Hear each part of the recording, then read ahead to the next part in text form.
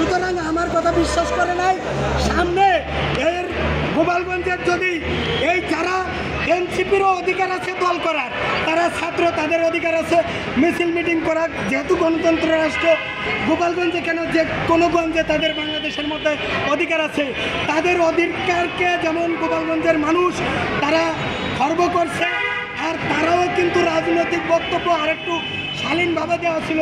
কয়েকটি ছেলে কাউয়া, তারেক রহমান সাউয়া, এটিকে কোনো ভদ্র স্লোগান হতে পারে। আমি কোন দল করি সেটা আমার বলার দরকার নাই। এই ধরনের উচ্ছৃঙ্খল বিশৃঙ্খল বক্তব্য দিলে বিএনপিও তাদের হাতে থাকবে না। জামাত তো একবার ছুটিয়ে গিয়েছিল মাহফুজের কারণে, এরপরে জনগণও থাকবে না।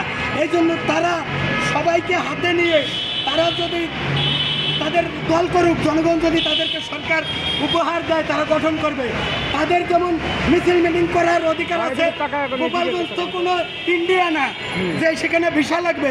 গোপালগঞ্জ হলো বাংলাদেশ, সেখানে যাইতে গাড়ি ভাড়া লাগতে পারে, নট ভিসা, নট কোনো পাসপোর্ট। কিন্তু এই গোপালগঞ্জ এমন একটা পরিস্থিতি হয়েছে যে এখান থেকে ওই যে ইসরায়েলে যাওয়া যেমন কঠিন, তার চেয়ে বেশি কঠিন হবে এই গোপালগঞ্জের বাইরে আওয়ামী লীগের বিরুদ্ধে যারা আছে তাদেরকে গোপালগঞ্জে প্রবেশ করা। আর একটু বলতে চাই ভাই, আমি ছোট করে বলতে চাই যে